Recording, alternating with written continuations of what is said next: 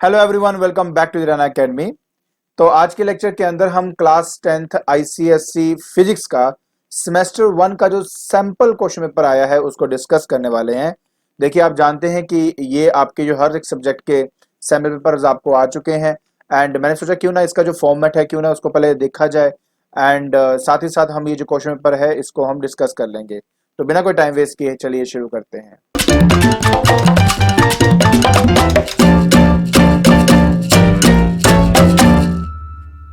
तो देखिए बेटा, ये है आपका सैंपल पेपर जो हमने डिस्कस करना है।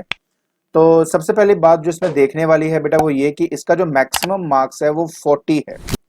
मैं आपको ना थोड़ा सा इसके बारे में बताता हूँ बेटा कि इन टोटल ना अगर आप इस सैंपल पेपर को देखेंगे तो हमारे पास 4 क्वेश्चंस हैं, जैसे question 1, question 2, question 3 and question number 4।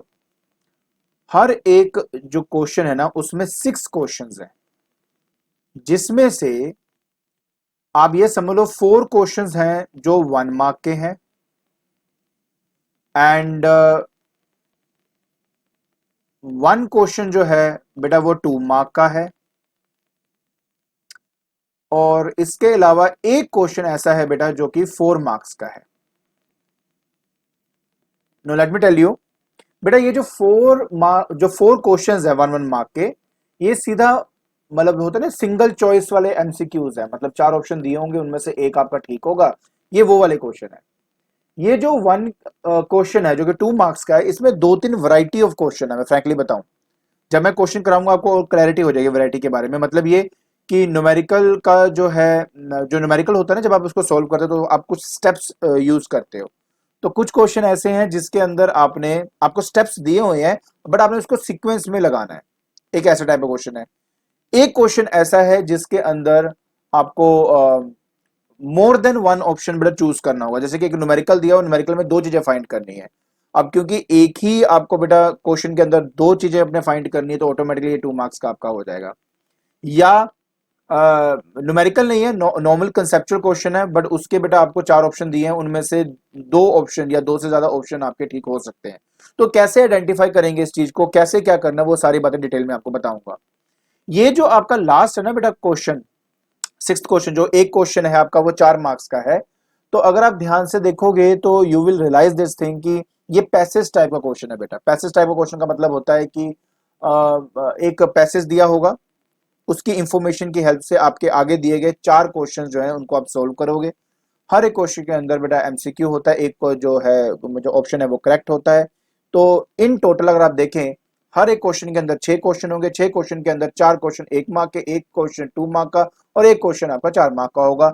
So in total there will be 6 question and अब आप इसकी कैलकुलेशन देखो तो हर एक क्वेश्चन 10 मार्क्स का है। तो देखिए, ये 10 मार्क्स का है, 10 मार्क्स का है, ये भी 10 मार्क्स का, ये भी 10 मार्क्स का। तो in total it is of 40 marks. पहली बात तो ये। दूसरी बात सबसे इंपॉर्टेंट ये है कि अब ये कंपलसरी है बेटा। अगर ये कंपलसरी है तो मतलब आपके पास ऑप्शन ऑप्शन कुछ नहीं रहा। और उससे बड़ी बात कि आपके पास सिर्फ 1 घंटा होगा इस चीज को कंप्लीट करने के लिए, inclusive of reading time. Inclusive का मतलब पता क्या होता है कि आपको एक्स्ट्रा रीडिंग टाइम नहीं दिया जाएगा। ठीक है, जैसे आपको 15 मिनट पहले दिया था कि आप पहले क्वेश्चन पेपर रीड कर लो उसके बाद आप सॉल्व करो, ना ना, अब ऐसा कुछ नहीं है। अब तो सीधा क्वेश्चन है, वहीं पढ़ो वहीं आंसर दो फटाफट। ये है आपका पूरा फॉर्मेट। आई होप फॉर्मेट तो समझ में आ गया होगा ना। चलिए, अब ऐसा है कि क्वेश्चन आंसर बेटा डिस्कस करने अब हम शुरू कर देते हैं कि क्या करना है क्या नहीं करना। ठीक है, तो चलिए हम स्टार्ट करते हैं बेटा अपने सबसे पहले क्वेश्चन के साथ। कहता है कि choose the correct statement with respect to the refraction of light. अच्छा, एक बात आपको मैं और बता दूं बेटा, मैं तो ये सोल्व करूंगा ही, इसमें ना आपको मैं कुछ बातें बताऊंगा भी कि कैसे एलिमिनेशन मेथड से हम कुछ न्यूमेरिकल्स को बहुत जल्दी सॉल्व कर सकते हैं। बाकी जैसे आपको ठीक लगता है बेटा आप कर सकते हो, तो कोई इसमें कोई हार्ड एंड फास्ट रूल नहीं है। और हाँ, एक बार बताऊं, अगर आप सैम्पल पेपर देखेंगे तो you will realise that thing कि बोर्ड ने बहुत अच्छा एक सैम्पल पेपर बना के भेजा है। मतलब कि to understand the difficulty level to of the student, to understand कि पेंडेमिक है, कि ओवरऑल जो है इसका जो फॉर्मेट है या ओवरऑल इसकी डिफिकल्टी लेवल बिल्कुल वैसे होने चाहिए कि बच्चा आराम से अगर बुक को अच्छे से एक बार रीड कर ले तो उसका बहुत अच्छा रिजल्ट आ सकता है। So they actually did a very good job. So देखिए बेटा कैसे अब करेंगे कि क्वेश्चन करके हम इसको सॉल्व करते हैं। तो पहला पहला क्वेश्चन है बेटा, पहला पार्ट कहता है choose the correct statement with respect to the refraction of light. कहता है colour always changes when the light enter from one optical medium to another. ऐसा कुछ भी नहीं होता। आपका ऐसे तो नहीं होता कि लाल रंग आई और वो हरी बन के निकल गई, ऐसा तो नहीं होता ना, तो पहला पार्ट आपका आंसर नहीं है। दूसरे पार्ट में कहता है absorption of light when it strike the surface of the medium is refraction, बिल्कुल भी नहीं। बेंडिंग ऑफ लाइट बेसिकली को रिफ्रैक्शन कहते थे। The speed of light changes when it enters from one optical medium to another और different optical density, बिल्कुल सही answer है बेटा आपका, क्योंकि फोर्थ में लिखा है डज नॉट चेंज, तो ऐसा तो बिल्कुल भी नहीं होता ना, तो इसलिए इसका जो आंसर है बेटा वो आपका 2 हो जाएगा। क्लियर। डी पार्ट में चलते कहते हैं कि when a light ray enters from denser to rare medium. अब मैंने जब बच्चों से पूछा तो मैंने देखा कि मैक्सिमम बच्चे ना एक्चुअली फर्स्ट ऑप्शन को टिक कर रहे थे, बट ऐसा नहीं है, ध्यान से देखो, ये आपका डेंसर टू रेयर है, क्योंकि डेंसर टू रेयर है तो bend away from the normal होता है, टुवर्ड्स कभी नहीं होता, तो ये तो हो ही नहीं सकता। और वो क्योंकि डेंसर से रेयर है तो स्पीड बढ़ती है, तो ये भी नहीं हो सकता। स्पीड रिमेन्स अनचेंज्ड, बिल्कुल नहीं, तो फाइनली ये आपका क्वेश्चन, ये आपका सोल्यूशन है, ये आपका आंसर है। अब मन में आ गया सर ये क्या मतलब है, मतलब सिर्फ ये है कि जब एक रे ऑफ लाइट आपकी डेंसर से रेयर मीडियम में जाती है तो bend away from the normal होता है, ठीक है। ये आपका एंगल ऑफ इंसिडेंस है और ये आपका एंगल ऑफ रिफ्रैक्शन है। क्या आप देख सकते हो बेटा आपका एंगल ऑफ रिफ्रैक्शन ज्यादा है as compare to angle of incidence, यही बात यहाँ बोली गई है कि angle of incidence is less than the angle of refraction, तो कॉन्सेप्चुअल क्वेश्चन है जी, थोड़ा ध्यान से आपने करना है, ठीक है। अब आपको देखो बेटा डायग्राम के अंदर अगर आप ध्यान से देखो तो क्या क्या हो रहा है, यहाँ पे एयर है, वाटर डेंसेस तो रेयर जा रहा है, तो यहाँ पे आपको तीन तीन आपको सेपरेट और दिए हैं, बी सी और डी आपको दिया हुआ है, ठीक है। आई थिंक डी को थोड़ा डार्क कर देना चाहिए था यहाँ पे, लेकिन ऐसा नहीं किया, नॉर्मल को डी माना है, आई डोंट नो ये प्रॉपर नहीं दिख रहा, बट क्या बोला है क्वेश्चन के अंदर हम उसके अकॉर्डिंगली बेटा यहाँ पर इसका आंसर को देखेंगे, ठीक है। तो चलिए अब हम इसके ऑप्शन देखें, तो ऑप्शन में कहता है कि बी इज इंसिडेंट रे। अब यहाँ पे बेटा एलिमिनेशन मेथड है, क्योंकि मुझे दिख रहा है कि ए जो है वो हमारा एक इंसिडेंट रे है, तो ऑब्वियस है ये आंसर नहीं हो सकता और ये आंसर नहीं हो सकता, तो अब रह गए ये दोनों। फिर कहता है बी रिफ्रैक्टेड रे है और सी रिफ्रैक्टेड रे है, तो मुझे रिफ्रैक्टेड रे देखना कौन सा है, वो सी है, इसलिए इसका जो आंसर है बेटा वो हमारा ये वाला हो जाएगा, so this one is your answer, that is fourth one, ठीक है। इजी है ना, आराम से आप कर सकते हो, एलिमिनेशन मेथड है बेटा, सिंपल, कुछ भी नहीं मैंने किया यहाँ पे। चलिए अब हम बात करते हैं बेटा डी पार्ट की।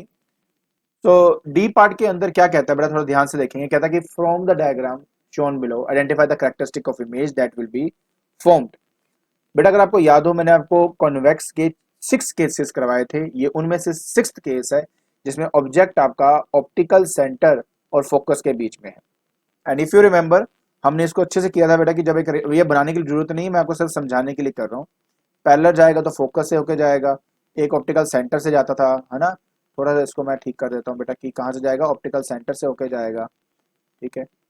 बट ये आगे मीट नहीं करने वाले, so they appear to meet at the back, right, तो इसे ऐसे पीछे की तरफ बेटा होके मीट करते थे।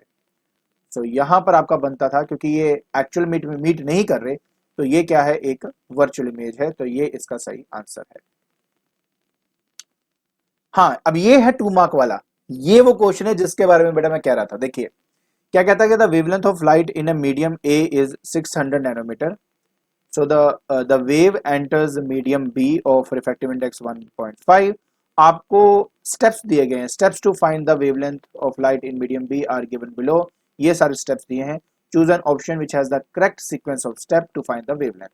देखिए बेटा आप अच्छी तरह जानते हैं, अगर एक रे ऑफ लाइट ए से बी की तरफ जा रहा है तो lambda of A divide by lambda of B किया जाता है, हमेशा जो ऊपर वाला है न्यूमरेटर में, नीचे वाला डिनोमिनेटर में, मतलब lambda of B will be lambda of A divided by बेटा रिफ्रैक्टिव इंडेक्स।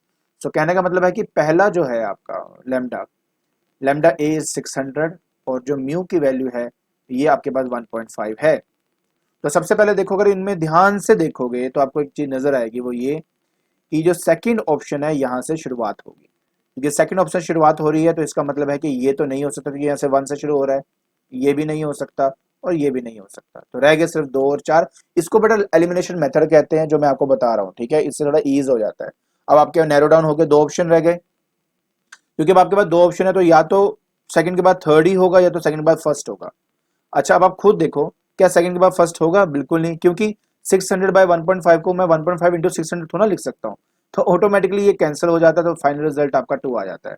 और वैसे भी बेटा जब आप इन दोनों को सोल्व करते हैं तो आंसर 400 नैनोमीटर ही हमें मिलता है। तो इस एलिमिनेशन मेथड से आप आसानी से ये जो क्वेश्चन है इनको सोल्व कर सकते हो। अब आपके पास आता है बेटा 4 मार्क वाला, ठीक है। ध्यान से देखिए, कहता है जो डायग्राम है गिवन बिलो, ये आपको डायग्राम यहाँ पे दिया हुआ है, ठीक है। So this one is your diagram.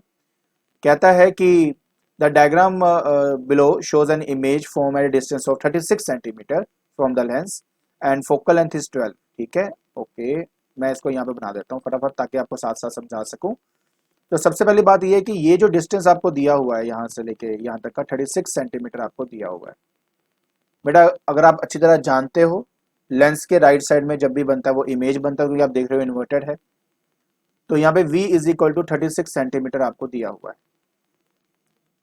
Focal length की बात करूं बेटा तो 12 सेंटीमीटर आपको यहाँ पे दिया हुआ है। तो मोटी मोटी बात क्या है यार सिंपल सी बात ये है, कहता है the position of the object on the left side should be. अब इसको करने के बेटा दो तरीके हैं, अगर आप चाहें तो मैं दोनों तरीकों में से कोई भी तरीका इस्तेमाल कर सकते हो। पहला तरीका तो देखो ये है, मुझे दिख रहा है कि जो इमेज है वो बियॉन्ड बियॉन्ड 2f बन रहा है, तो वो तभी बन सकता है अगर अगर ऑब्जेक्ट आपका लाई करे f और 2f के बीच में। तो f मेरा 12 है, तो यहाँ पे बेटा मैं 12 लिख दूंगा, और ये 2f का मतलब होगा 24। तो मुझे साफ दिख रहा है कि ये बिटवीन 12 एंड 24 के बीच में होगा आपका। एक तो देखो ये तरीका है। दूसरा तरीका ये है कि आप इसको सोल्व भी कर लीजिए, मतलब 1/f is equal to 1/v minus 1/u, ठीक है। अब इस फॉर्मूले का इस्तेमाल करो, जैसे ये लगाते हो तो आपके पास 1/12 बनता है, 1/v मतलब 36 हो गया बेटा, minus 1/u, so 1/u will be 1/36 minus बेटा 1/12। आपने ये करना है, जैसे सोल्व करके 1/18 आ जाएगा बेटा विद माइनस साइन। सो आपके पास इस केस में u आ जाएगा बेटा माइनस ऑफ 18 सेंटीमीटर। तो मैं सिर्फ आपको ये बोलना चाहता हूँ यहाँ पर कि अगर आप देख सकते हो -18 का मतलब होता है लेफ्ट साइड पे 18 सेंटीमीटर दूर, 18 सेंटीमीटर दूर। तो 18 सेंटीमीटर 12 और 24 के बीच में लाई कर रहा है, तो ये बेटा आपका आंसर बन जाएगा। तो दोनों तरीके से आप कर सकते हो, आपको जो पसंद है दैट्स ऑल योर्स, ठीक है। नेक्स्ट है बेटा पावर ऑफ द लेंस, ठीक है। हमारे पास क्या है, पावर ऑफ द लेंस है बेटा आपका। तो पावर ऑफ द लेंस में क्या करेंगे बेटा, मैं आपको बताता हूँ। सबसे पहले तो यहाँ पर ना, क्योंकि ये कॉन्वेक्स लेंस है, पहले तो ये देखो क्या दिया हुआ है, मुझे कॉन्वेक्स लेंस दिया हुआ है। तो क्योंकि मुझे कॉन्वेक्स लेंस दिया हुआ है तो ऑटोमेटिकली बेटा इसका मतलब होगा कि जो एफ है हमारा पॉजिटिव होगा बेटा। क्या होगा, पॉजिटिव। क्योंकि एफ मेरा पॉजिटिव है तो इसका साफ साफ मतलब हुआ कि ये वाला और ये वाला मैं एलिमिनेट कर सकता हूँ, बचा गया सिर्फ ये। बाकी बेटा मैंने देखो फोकल लेंथ का मैंने फॉर्मूला ऑलरेडी आपको दिया था, फोकल नहीं पावर का, सॉरी पावर का होता है 1/फोकल लेंथ बट इन मीटर्स। लेकिन अगर सेंटीमीटर में हो तो 100 डिवाइड बाय एफ करेंगे, अगर सेंटीमीटर में हो। बस आपने बेटा 100 डिवाइड बाय 12 ही करना था, आपका आंसर 8.33 डायोप्टर आ जाता है। तो इस तरीके से बेटा आप इसको सॉल्व कर सकते हो। उसके बाद कहता है कि ऑब्जेक्ट डिस्टेंस बताइए विद साइन कन्वेंशन। देखिए बेटा मैं ऑलरेडी बता चुका हूँ, ऑब्जेक्ट डिस्टेंस ये रहा आपका, है ना, -18 है। तो यहाँ पे बस प्लस माइनस की गलती मत कर देना प्लीज, बस इस बात का ध्यान रखना, और कोई मुश्किल वाली बात नहीं है। -18 आपको ऑलरेडी आ चुका है, ठीक है। फिर कहता है कि अगर मैं लेंस को, अगर एल डैश जो लेंस है अगर उसको रिप्लेस कर दूं एक नए फोकल लेंथ के साथ, ठीक है, जो कि हमारे पास 15 सेंटीमीटर है, तो और ऑब्जेक्ट डिस्टेंस तो वही रहेगा, तो उस केस में हमारी जो इमेज का साइज है वो कम होगा कि ज्यादा होगा। देखिए मैं आपको लॉजिक्स के साथ भी बता देता हूँ, मतलब आपने जल्दी करना हो, नहीं तो आपको कैलकुलेशन पॉइंट ऑफ व्यू से मैं समझा सकता हूँ। पहली बात, मैग्निफिकेशन क्या होता है बेटा, v/u होता है। कैलकुलेशन वाली बात बता देता हूँ। तो v की वैल्यू जितनी ज्यादा होगी बेटा मैग्निफिकेशन उतनी ज्यादा होगी। अब बात सिर्फ इतनी है कि आपका जो फॉर्मूला है वो है 1/f, यहाँ पे 15 आप इस्तेमाल करेंगे, and is equal to 1/v मुझे फाइंड करना है -1/18, क्योंकि u की वैल्यू आपकी 18 थी, पीछे देखो हमने फाइंड किया बेटा इसको। So that will become 1/15, and बेटा ये इधर आ जाएगा, that become -1/18 is equal to 1/v। आप बेटा v को फाइंड करके देखो, आपका जो आंसर है वो आ जाता है 90 सेंटीमीटर, क्योंकि 90 सेंटीमीटर आ जाता है। और पिछली बार v कितना था, पिछली बार v था 36 सेंटीमीटर। तो क्योंकि आपका v की वैल्यू बड़ी है तो ऑटोमेटिकली बेटा जो साइज है वो आपका क्या होगा, इंक्रीज ही करेगा। तो इसलिए सेकंड आपका बिल्कुल अप्रोप्रिएट आंसर है। अच्छा दूसरी बात आपको मैं वैसे समझा देता हूँ, लॉजिक वाली भी बात बता देता हूँ बेटा। देखो बात यह है कि कोई भी लेंस होता है ना, जब इमेज इससे दूर जाती है ना बेटा, उसका साइज जो है वो इंक्रीज करता है। साइज क्या है, इंक्रीज करता है, राइट। सो अगर एक ऐसा लेंस यूज कर रहा हूँ जिसकी फोकल लेंथ पहले से ज्यादा है, तो इसका मतलब है कि अगर फोकल लेंथ बढ़ गया फोकल लेंथ बढ़ने का मतलब रे ऑफ लाइट पहले अगर ऐसे बेंड करी थी, थोड़ा आगे जाके अब बेंड करेगी, तो इसका मतलब जो साइज है that will move away from the lens, क्योंकि आपकी जो इमेज है that is moving away from the lens, तो साइज आपको ऑटोमेटिकली इंक्रीज करेगा ही करेगा। सो कहने का मतलब ये है कि आप इसको लॉजिकली भी कर सकते थे, आप चाहें तो कैलकुलेशन के पर्सपेक्टिव से भी बेटा इसको सॉल्व कर सकते हो। तो इसके साथ हमने अपना क्वेश्चन नंबर 1 डिस्कस कर लिया है। आई होप आपको ये अच्छी तरह आ गया होगा। ठीक है, अब हमें बेटा क्वेश्चन नंबर 2 के बारे में बात करनी है। क्वेश्चन नंबर 2 कहता था usable form of mechanical energy is, देखिए बेटा आपकी सेलिना पब्लिकेशन है ना, उसमें पेज 37 है। पेज 37 के सेकंड कॉलम में एट द टॉप एक नोट दिया हुआ है, नोट 1। अगर आप इसको रीड करो, फिर डिग्रेडेशन ऑफ एनर्जी के बारे में बताया गया, ऊपर वाले में इसके बारे में बताया गया है। Page number 37 second column at the top, Selina publication की बुक है। ठीक है, तो उस केस में आप देखेंगे जो आपका आंसर है बेटा वो आएगा 2, दैट इज काइनेटिक एनर्जी। फिर आएगा बेटा 1 horsepower is equal to, ये तो सबको पता है बेटा 746 वॉट होता है आपका, तो इसमें कोई दो राय है ही नहीं है। तीसरा बेटा हमारे पास आता है ये वाला, कहते हैं कि A and B of the same mass can climb the third floor of the same building in 3 minutes and 5 minutes respectively, then the ratio of their power of A is to B in an ideal situation. देखिए बेटा पहले तो ये समझो, power जो है वो work done divide by time होता है, और वर्क डन जो होता है वो mgh डिवाइड बाय टी होता है। देखो बेटा सिंपल सी बात है, इन्होंने बोला इनका मास सेम है, अगर मास सेम है, जी की वैल्यू होती कांस्टेंट और हाइट सेम है, तो मतलब है वर्क डन कांस्टेंट है। अगर वर्क डन कांस्टेंट है तो इसका मतलब है power is inversely proportional to time. So therefore P1 upon P2 that will be equal to T2 by T1 बेटा। अब देखो T2 कितना दिया हुआ है, this 5 minutes divide by 3 minutes. अच्छा 1 जो है मैंने ए के लिए माना है, ये ऐसे कर देता हूँ ना, मैं इसको ऐसे करता हूँ, P A upon P B, T B upon T A. I think ये थोड़ा इजी रहेगा। तो मिनट से मिनट कट जाएगा, तो 5:3 आपका सही आंसर है बेटा, आप आराम से इसको टिक कर देंगे। ठीक है, आसान है, आराम से हो जाता है, कोई मुश्किल नहीं है। ठीक है, राइट। अब ये एट्थ वाला ना थोड़ा समझ के करना बेटा, ये बड़ा खतरनाक सी चीज है क्योंकि यहाँ पे क्या है मैं बताता हूँ, देखो ध्यान से।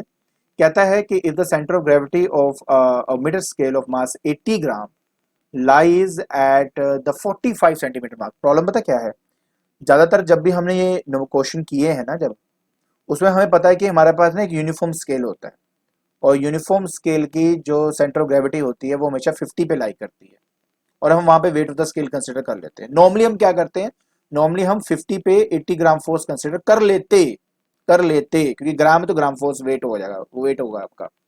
लेकिन बात सिर्फ ये है कि हमें साफ साफ अक्षरों में लिखा हुआ है कि ये 45 सेंटीमीटर मार्क पे है।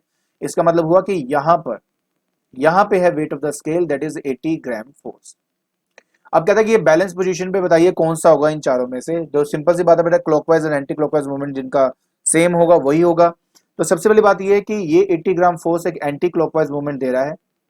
सो 80 ग्राम फोर्स और ये 45 मार्क पे है बेटा, ये डिस्टेंस आप देख सकते हो 15 का डिस्टेंस है बेटा आपका, ये 15 का डिस्टेंस है। तो पहले तो मैं एंटी क्लॉकवाइज मूवमेंट निकाल देता हूँ। ये सिर्फ आपको ना बेटा दिखाने के लिए थोड़ा टाइम लगता है, अदरवाइज ये 1 घंटे में आराम से हो सकता है, मतलब इतना कोई टाइम लगता नहीं इसको करने के लिए। सो बेटा that will be 80 gram force into बेटा perpendicular distance that is 15, and जब आप मल्टीप्लाई करोगे तो it has 43 1200 gram force centimetre, बेटा ये सेंटीमीटर में आपका। ओके सो अब मुझे चाहिए कि ऐसा, अब मुझे क्या करना है, मुझे ये आइडेंटिफाई करना है कि किस केस में हमारा जो क्लॉकवाइज मूवमेंट है वो 1200 ग्राम फोर सेंटीमीटर आ रहा है। तो देखो ये 40, अच्छा पहले बात तो 60 और 100 के बीच में 40 का गैप है, परपेंडिकुलर डिस्टेंस 40 है, तो 4 4 16 बिल्कुल नहीं, यहाँ पे 45 बिल्कुल नहीं, 5 का मल्टीपल बनेगा बिल्कुल भी नहीं। ये 30 वाला सेट है बेटा, क्योंकि देखो ये 40 है एंड 4 इज 12, 0 0 2 आ जाएंगी, तो ये आपका बेटा सही आंसर है। तो इस तरीके से आपने ये वाला जो न्यूमेरिकल था उसको सॉल्व करना था। अब देखो ये है बेटा 2 मार्क वाला फिर से। अब इसके अंदर बोला गया है कि किनेटिक एनर्जी आपको दी हुई है, मास आपको दिया हुआ है, आपको वेलोसिटी एंड मोमेंटम फाइंड करना है बेटे। किनेटिक एनर्जी होती है हाफ एम वी का स्क्वायर, जो कि 250 जूल हमें दिया हुआ है। तो बड़ा आसान है, देखिए आपको पता ही है, 2 अगर आप मल्टीप्लाई करेंगे इधर तो that become 500 joule, and mass तो नीचे डिवाइड कर देंगे इसके, तो 5 kg है वो, answer will be 100, and automatically बेटा v आ जाएगा root of 100 which is equal to 10 metre per second, 10 metre per second. आसान है बेटा, आराम से कर सकते हैं, तो ये इसका आंसर है। मोमेंटम, मोमेंटम का फॉर्मूला होता है मास इनटू वेलोसिटी, मास 5 वेलोसिटी 10, आंसर आपका 50 केजी पर केजी मीटर पर सेकंड आपका आंसर हो जाएगा। ठीक है, ये यूनिट्स बहुत इंपॉर्टेंट है, पता लगे आपने 10 की जगह कुछ और ही कर दिया तो प्रॉब्लम आ गई, ऐसा बिल्कुल मत करना प्लीज, इस बात का ध्यान रखना। ठीक है, पता लगे कि 50 मीटर पर सेकंड पे टिक कर दिया गलती से, KG metre per second is the right answer. ठीक, गुड। अब हम बात करते हैं बेटा अपने इस एफ पार्ट की, जो कि 4 मार्क्स का है। कहता है कि एक हाइट दी हुई है बेटा 3.2, वहां पे गर्ल है, एंड स्लोप दी हुई है बेटा आपको, एंड विदाउट पेडलिंग, अच्छा नीचे आना है इन्होंने। ठीक है, so the mechanical energy possessed by the girl at B, B पे क्या होगा कि हाइट है बेटा, तो gravitation potential energy is the right answer. अगर मैं सेकंड पॉइंट की बात करता हूँ, velocity with which the girl reaches part A, okay point A, point A, तो देखो बेटा अगर कोई गर्ल ऊपर से स्लाइड होके नीचे आ रहा है तो इसका मतलब यहाँ पे इस पे है ग्रेविटेशनल पोटेंशियल एनर्जी, और यहाँ पर है बेटा इसकी काइनेटिक एनर्जी। आपकी सारी की सारी ग्रेविटेशनल पोटेंशियल एनर्जी जरी mgh काइनेटिक एनर्जी में कन्वर्ट हो जाएगी, हाफ एम वी का स्क्वायर। तो बेटा m से m आपका कैंसल, v आ जाएगा बेटा √2gh। So under root 2 into 10 into height is 3.2, root 64, answer 8 metre per second, और इस तरह से बेटा आपका ये वाला जो है सॉल्व हो जाएगा। बहुत इजी है, बहुत बढ़िया है। If the mass of the girl is 40 kg then find the kinetic energy of the girl. Kinetic energy के बेटा फॉर्मूला आपको पता ही है बेटा, हाफ एम वी का स्क्वायर होता है। So half into m, m is 40 into v का स्क्वायर मतलब 8 का स्क्वायर, जो ऑलरेडी मैं फाइंड कर चुका हूँ बेटा, तभी कहा ना पैसेज टाइप है, एक का आंसर दूसरे में यूज होता रहता है। 20 आ गया।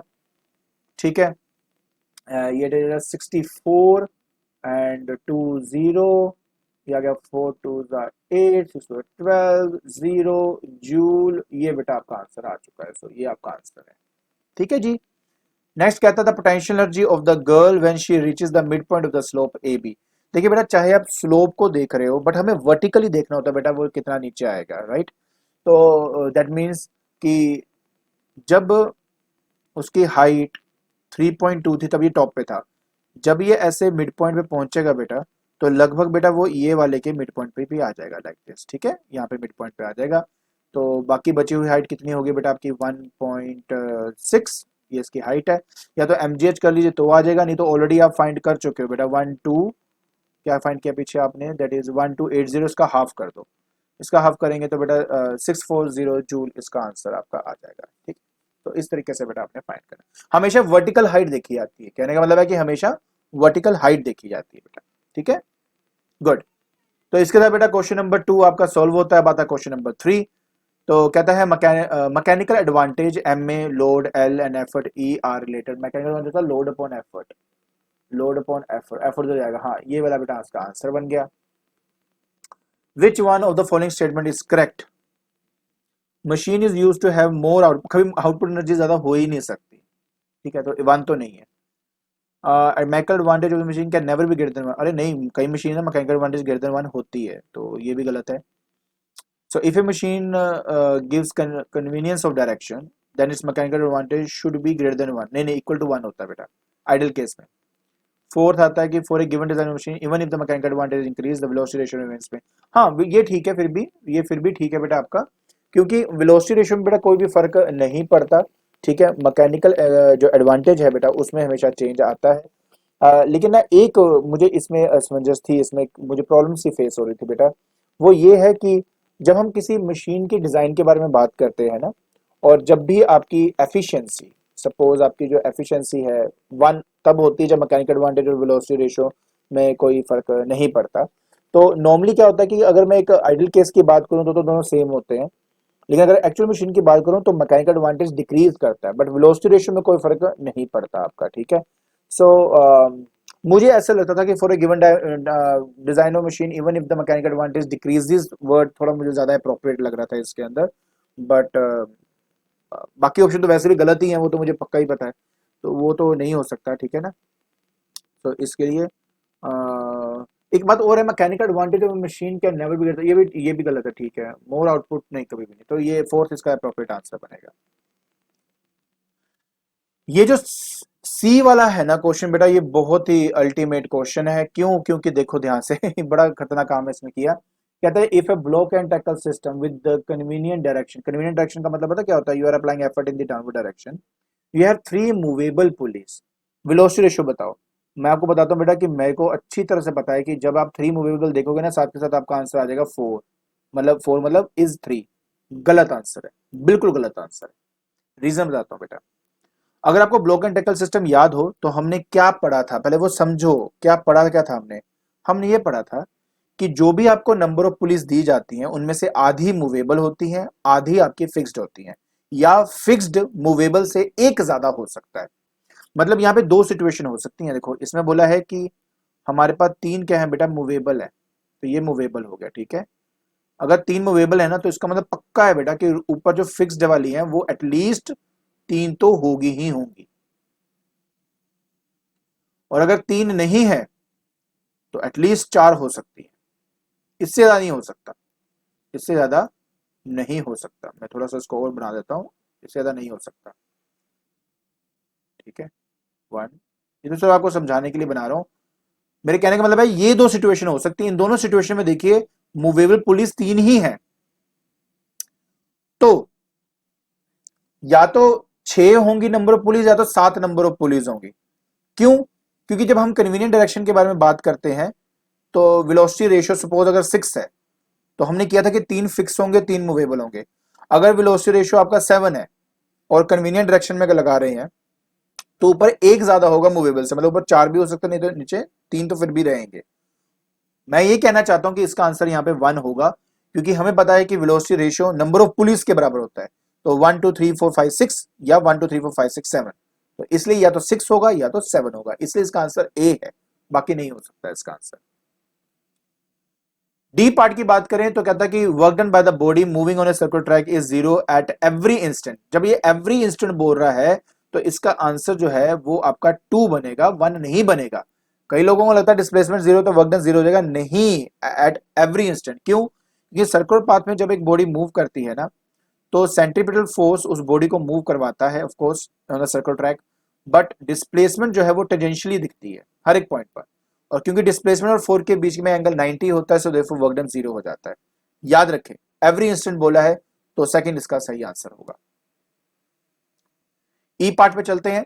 ई पार्ट में कहता है identify the condition required to hear a clear and distinct echo by humans. मैंने आपको बेटा साउंड की वीडियोस जो मैंने डाली थी उसमें देखना, मैंने कंडीशन बताई हुई है आपको, और उसमें साफ साफ बताया था कि reflecting surface should be rough, ऐसा नहीं है, स्मूथ होनी चाहिए। जितना स्मूथ होगा उतना अच्छी तरह से रिफ्लेक्ट बैक होता है।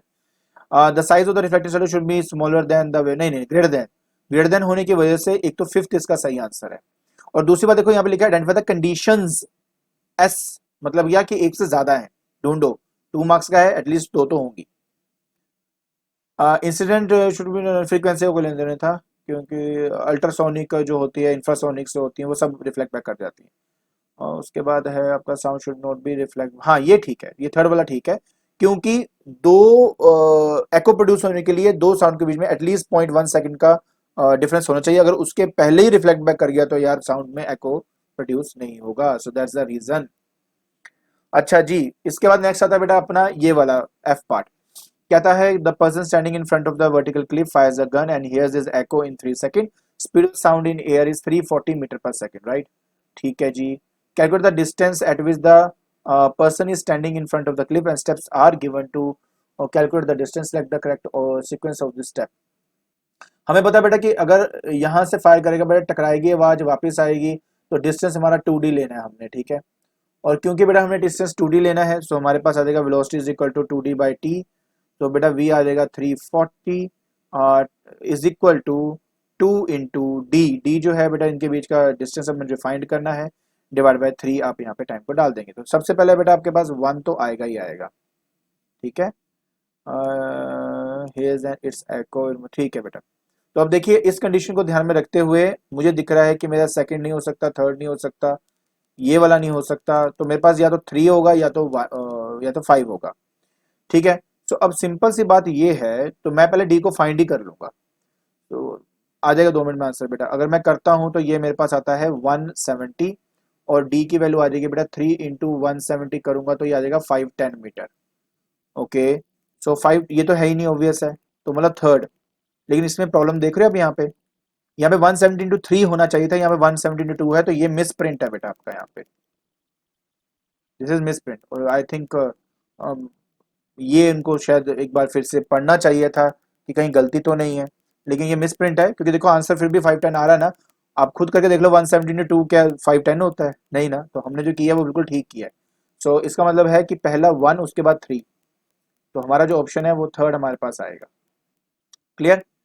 नेक्स्ट बेटा आता है हमारे पास, कहता है कि if the speed of the sound changes to that is 350 and then how much distance should the person move towards or away from the cliff in order to hear the echo in the same time। देखिए मैं आपको एक बार बता दूं, वैसे तो इसका direct formula है, जब ऐसा स्पीड का डिफरेंस आता है तो वो फाइंड करने का तरीका क्या है मैं बता दूंगा, लेकिन मैं जनरल आपसे एक बात कर रहा हूँ बेटा। जनरल बात ये कर रहा हूँ कि आपको पता है कि जो स्पीड है बेटा वो हमारी डिस्टेंस ओवर टाइम होता है, राइट, डिस्टेंस ओवर टाइम होता है। सो इसमें बोल रहा है आपके सामने कि सेम टाइम है बेटा, सेम टाइम है, इसका मतलब स्पीड बढ़ाएंगे तो डिस्टेंस को बढ़ाना पड़ेगा ना। इसका मतलब है कि पर्सन को, अगर ये क्लिफ है तो पहले यहाँ पे इतना डिस्टेंस डी था, तो अब इसको शिफ्ट होना पड़ेगा पीछे की तरफ और तब जाकर वो यहाँ पे आएगा। अब मुझे अगर ये एक्स को फाइंड करना है, उसका सिंपल तरीका होता है वेलोसिटी का डिफरेंस निकाल के 2d/t कर दो, सीधा आंसर है। तो मतलब ये कहूँ कि मेरा जो डायरेक्ट आंसर है बेटा वो ये आएगा, देखिए ये 2 वाला 350 माइनस 340 2d/3, और दूसरा है मेरे पास ये वाला, क्योंकि जब आप सॉल्व करते हो माइनस करके 30 आएगा, 30 करने के बाद डिवाइड बाय 2 करेंगे तो 15 आ जाएगा, तो ये आपका आंसर बनेगा। तो इसका मतलब है इसका सही आंसर है आपका सेकंड एंड फोर्थ। तो सेकंड एंड फोर्थ में तो ये है बेटा, तो इस तरह से सॉल्व करेंगे। अच्छा, दूसरा इसका एक और तरीका भी है, मैं नहीं कहूंगा इसका तरीका नहीं है। पहला तरीका तो ये है कि आप ये डिस्टेंस तो आप ऑलरेडी फाइंड कर चुके हो, कितना है 510 आपके पास ऑलरेडी आ चुका है, ठीक है। अब आपने क्या करना है, ये जो न्यू डिस्टेंस है इसको फाइंड कर लो by taking t = 3 and speed अपना ले लो आप 350 जो दिया हुआ है, ठीक है। तो ये आ जाएगा बेटा 350 आपके पास आ गया, इंटू 3/2 इज इक्वल टू बेटा डिस्टेंस। सो यहाँ से किया मैंने तो ये आ जाएगा बेटा आपके पास 2 1 2 15 7 5 175, और 3 से किया 5 3 15 1 कैरी 3 14 50 1 कैरी 3, है ना, यही बना आपके पास। नहीं 5 से 15 1 कैरी 21 आएगा, 22 525 525 मेरे पास आ गया।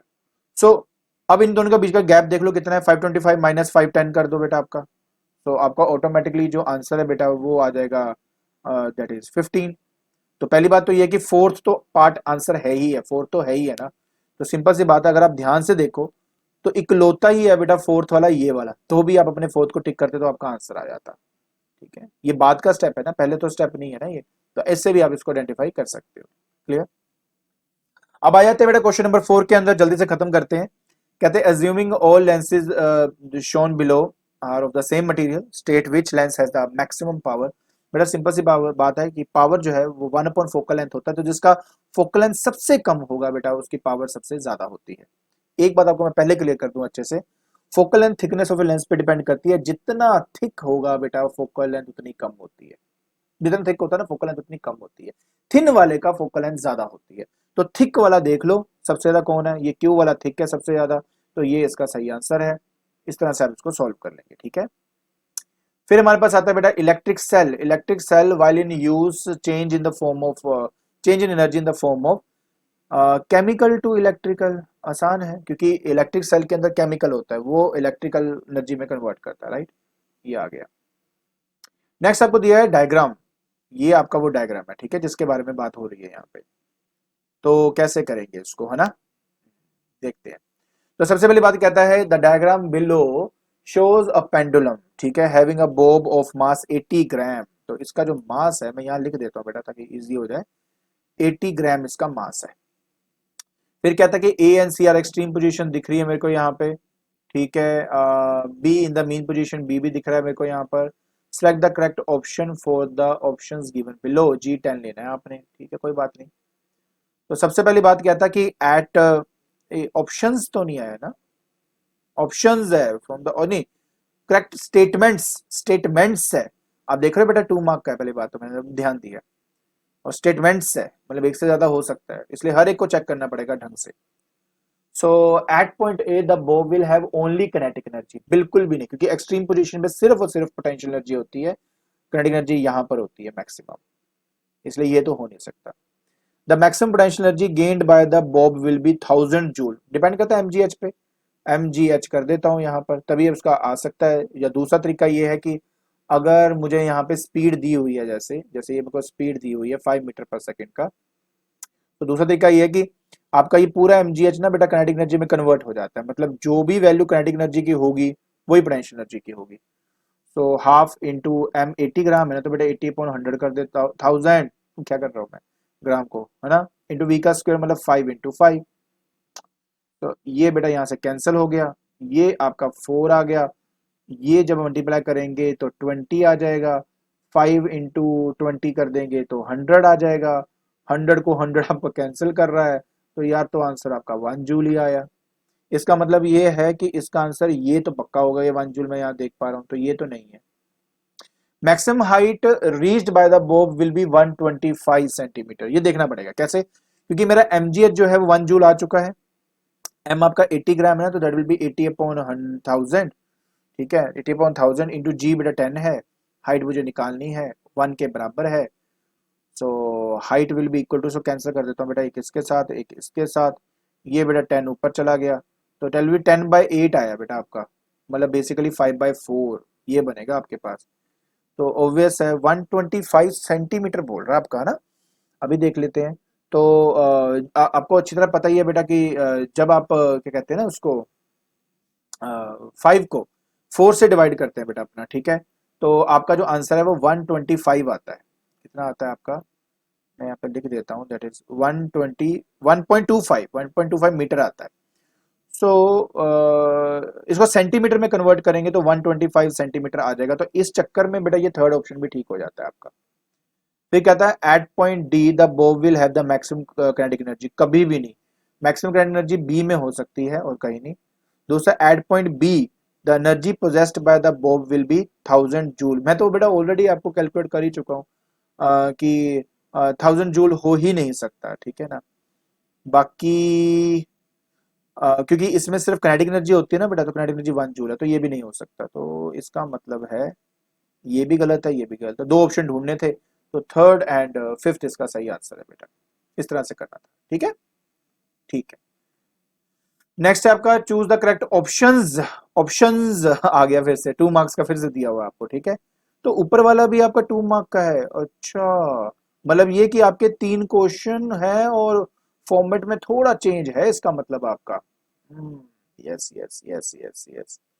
तो मैं जब फोर्थ क्वेश्चन देखा तो एक दो, सिर्फ 2 ही क्वेश्चन 1-1 मार्क के हैं आपके, 2-2, मतलब इसका मतलब ये इन पे डिपेंड है कि 1-1 मार्क वाला दें या 2-2 मार्क वाला दें, कोई भी हो सकता है।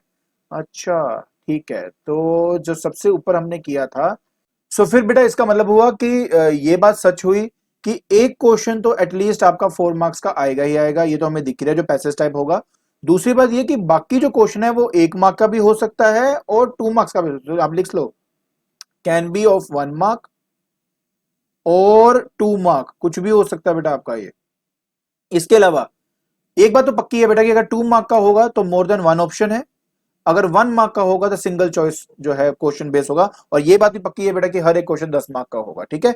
हाँ, तो इसका मतलब ये पक्का हो गया कि ये नहीं कि 4 1-1 मार्क के आएंगे, हो सकता है कि 1-1 की जगह पे 2 2-2 वाले दे दें और बाकी 1-1 दे दें, लेकिन फॉर्मेट है 1 2 और 4 का ही है, मतलब बेसिकली 1 2 और 4 का जो फॉर्मेट है ना रहेगा बेटा, बस वही, उसमें कोई चेंजेस नहीं है, ठीक है। बाकी बेटा तो हमने ये सब कर ही लिया ऑलरेडी यहाँ पर, आगे देखते हैं आगे देखते हैं आगे देखते हैं आगे देखते हैं, हम कहाँ तक पहुंच गए थे बेटा, फोर्थ का हम ये वाले पार्ट पे आ गए थे ना, डी पार्ट पे करना था हमें, यस। फिर से आगे करेक्ट ऑप्शंस, सो कहता है टोटल टनल रिफ्रैक्शन के बारे में, so can take place in an optically denser medium as compare to an optically rarer medium, so can take place in an optical denser medium as compare to optical rarer medium, ठीक है। Take place for any angle of incidence greater than 42 degree, बिल्कुल भी नहीं भाई, क्योंकि हर एक medium का अपना ही क्रिटिकल एंगल होता है इस वजह से। This reflection does not obey the law of reflection, ये भी गलत है। Can take place if the angle of incidence in the denser medium more than the critical angle, बिल्कुल ठीक है। Can take place in an optical denser medium as compare to the, हाँ बिल्कुल ठीक है। ये जो है ना बेटा डेंसर मीडियम में ही टेक प्लेस करता है एज कम्पेयर टू रेडियम में। दूसरी बात, अगर angle of incidence greater than critical angle है तो ही होगा। तो फर्स्ट एंड फोर्थ इसका सही आंसर है। आगे हम अपने लास्ट क्वेश्चन के अंदर बेटा क्या था कि the diagram shows the path of light through a right angled prism of a critical angle 42 degree, बिल्कुल सही दिख रहा है, परफेक्ट है। अभी कहता है observe the diagram answer the following, कहता है phenomenon eight the surface AC, AC के अंदर तो दिख रहा है बेटा, जो एसी है इसमें total internal reflection take place कर रही है ना, तो ये इसका आंसर हो गया। Angle of incidence at the surface AC is, AC पे एंगल ऑफ इंसिडेंस क्या होगा, देखिए बेटा ये 30-90, तो ये एंगल तो बेटा हो गया आपका 60 डिग्री का, ठीक है। मैं थोड़ा इसको बड़ा बना देता, तो थोड़ा सा बड़ा बना के दिखाता हूँ आपको मैं क्या बोल रहा हूँ। तो अगर ये फ्लाइट आपकी ऐसे आई है ना बेटा, तो ये तो 90 है, ये आपका 60 डिग्री है, तो ये ऑटोमेटिकली बेटा 30 डिग्री हो गया आपका। लेकिन मुझे हमेशा एंगल नॉर्मल के साथ देखना होता है, तो ये एंगल 60 डिग्री है, इसका मतलब एंगल ऑफ इंसिडेंस एसी पे 60 डिग्री बनेगा आपका, ये इसका सही आंसर है। कहता है angle of incident at the surface A B is, अच्छा जी ये भी है आपका, 2 मिनट में हो जाएगा, टेंशन लेनी नहीं है। तो सिंपल सी बात ये, अगर ये 60 डिग्री है बेटा तो ये भी 60 डिग्री होगा, तो ये आपका 30 डिग्री होगा।